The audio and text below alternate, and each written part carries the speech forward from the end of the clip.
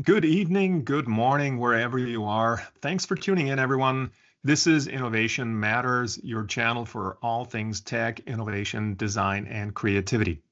In this piece, I will share the practical essence of my article, Beyond Evading Lockout and the Pioneer's Curse. It's a practical guide to optimal timing of entry for technological innovations inside the window of opportunity. So hopefully this will inspire your thinking and help you with your entry timing decisions. You'll see some information about my website and my YouTube channel here on this slide. So let's get right into it. The first question about this that some of you might have, for sure, is why did I write this paper in the first place? And in short, there's theory about entry timing, but there's some unanswered questions. And one of them, for example, is if you use the concept of the window of opportunity as it is in the literature, or as it was in the literature when I wrote the paper, is that some of the theory doesn't really answer whether the impact of entry timing is equal no matter where you are within the window of opportunity. So that's one question.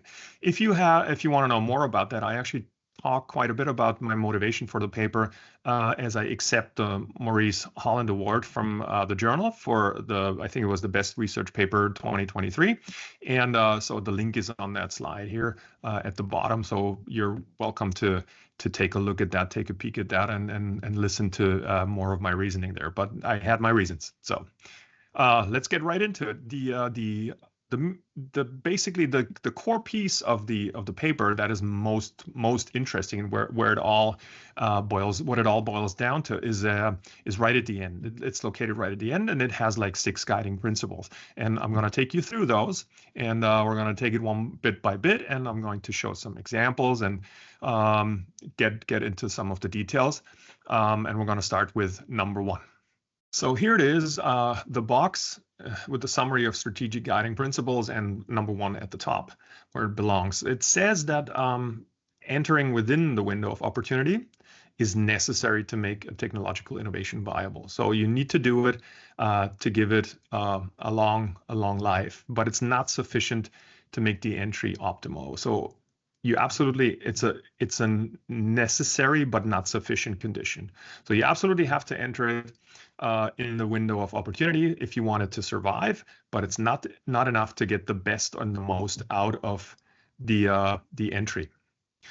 That actually leads us right into the next. It gives us a segue into the next question, and then the next question is: so how do I know when it's opening, and how do I know when it's closing? So we're trying to find those points in time when the curtain is drawn and the opportunity is there, and also the end of the opportunity being there when it all crumbles. And when you pay attention to the change in categories, legislation, incentives, and or component S-curves, you will be able to understand when the opening and when the closing of the window of opportunity will be. By the way, the empirical data from my study and other papers also suggests that the average width of the window of opportunity is about 30 months. That might be useful as you plan your timing of entry. Many first movers or many pioneers have failed, despite the fact that they probably had some good reasons to enter early. They just simply came in too early. And conversely, those boundaries are significant, and they might explain why many late movers, late entrants might have failed, despite the fact that they had very good reasons to enter late. They just simply missed the boat. They missed the closing of the window of opportunity. Another thing I should mention, as long as we're here, is that in a space, in a technology space or an opportunity space, think of something like drones, for example, over time, over a long period of time, what my review of the literature and readings on this, as well as my cases, kind of showed me is that there tend to be multiple windows of opportunity. So you see one and it closes, and then there's another one coming a little bit later, and that's very often when there's a new period with new legislation, for example, coming, or there's a new period where new component technology emerges. The next important insight and guiding principle is that the impact of entry timing can be optimized in 3 different ways. So there's not one best way. And the cardinal directions are preempting, wait and see, and or synchronizing. And as we switch to this next visual, you can see that all 3 of them, all 3 directions were present in the sample of cases that I analyzed, and even combinations of the 3 principal directions were present. So that might be a very good first step. Think about what your key strategic intent is with this timing of entry. Are you trying to preempt something or someone? Are you better off, or is it your primary goal to wait and see for things to shake out? Or is there something that you need to synchronize in terms of the rate of release or the timing of release, that you need to synchronize your timing of entry with? I basically detected 3 distinct clusters in the sample of all the cases, and clusters in terms of how the people that were in charge of these technological innovations came to their entry timing decision. And we'll go through them one by one, and I'll explain how, in each cluster, what the overarching theme is, and how you can do that if this is a direction that applies to your innovation and to your question of entry timing. The first cluster represents situations where, once you understand all the factors that shape, the determinants of profitability, once you understand those and you trended those out with a template that is offered in the paper, then there is one point in time where you have a gross profit maximum there. So there's a maximum for gross profit potential in the window of opportunity, and what happened in the cases in this cluster is the people responsible for the innovation found that point and decided to enter the innovation exactly at that point in time. So their strategic intent, the primary strategic intent, was to maximize the gross profit potential.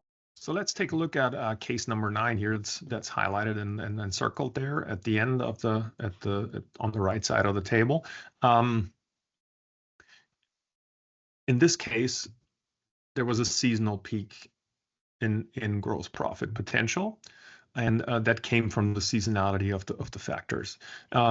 This shows that it doesn't, all 3 of them, all 3 basic strategic intents, preempting, wait and see, or synchronization, can actually lead to gross profit potential maximization. The next cluster number 2, represents situations where things are a little more complicated. And that also points out an important finding from prior literature. So first of all, in this cluster, things are a little more complicated because the factors that are present oppose each other. So some of the factors might, produce a trend that would suggest a late entry within the window of opportunity, of course. And then other factors produce a trend that would suggest an early entry. And that is not an unknown problem. So there was a study, I think it was like 10 years ago or so, where someone tested this in an experiment, not with real cases, but in an experiment, and seeing how people would make decisions, and exposed experienced managers, to opposing factors. And it showed that in the experiment, people deferred to basically their hunches. They kind of ignore the facts. They kind of ignore the data. They ignore the trends that they've just seen. They just say, like, okay, it doesn't matter. We'll just go with the hunch. So that's the finding of that paper.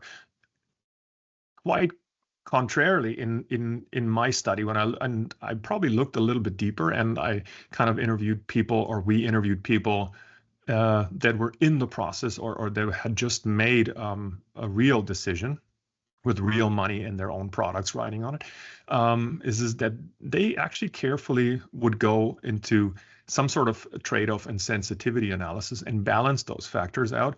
And then even though you find multiple options that seemingly are equal, they kind of make the trade-offs, that they decide on sensitivity, and then they would mitigate opposing factors and conditions, and make their entry decision that way. So that gives me the chance to point out quickly that in the paper, there's actually a summary of the factors that literature has mentioned that favor, like factors that would favor early and or late entries. You can take a look at table number 1, and then you might find cases as you make your decisions that some factors oppose each other. So for example, there might be a scarcity of inputs, but there also might be a high expected rate of technological change. And then you're in a situation, in a very similar situation as the people associated with cluster 2 were. So let's take a look at the cases, and let me point out one in particular.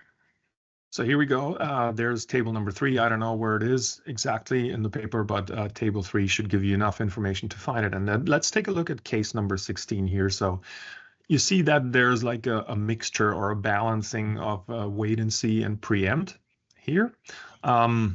And they entered at about 30% of the opening. So 0 being the opening, and 100, in terms of time, 100% being the closing. So 30% of the range, so closer to the opening. And the interesting thing here is that, the competition, that's one of the opposing factors, basically drove down the attainable price point over time. So that would tell you, hey, let's enter early. That's the preempting kind of part. And then the attainable market share actually went up, because as progress would have been made with the product through the window of opportunity, there's an expectation that the robustness and the reputation of the product would have increased, and therefore they would have had more and increasing potential for market share, for the attainable market share over time. And they balanced this through sensitivity analysis and trade-off analysis, and arrived at a point of entry of about 30% into the window of opportunity. Really interesting case, and you can look at all the other cases if you want to find something that is close to your situation. Coming close to the end of the tutorial, and here we are with cluster number 3 and strategic 5. This is about a cluster, and I want to be very clear and specific about it. This is a cluster where the situations were such that the firm had other strategic actions going on around the technological innovation. There's other things going on, and they matter. And the people in charge of the innovation aligned the entry timing, or informed the entry timing, with other strategic actions and objectives of the firm. Now, the fact that it says synchronizing here it does not mean that synchronizing is the only option here. It was just so that synchronizing was the dominant strategy chosen here. There is, as you might have noticed, there is synchronizing going on in cluster number 1, and they're not exclusive of each other, and they're also not 100% married to each other. So I just want to point that out. So let's take a look at cluster number 3, and let's take a look at an example to illustrate this a little further.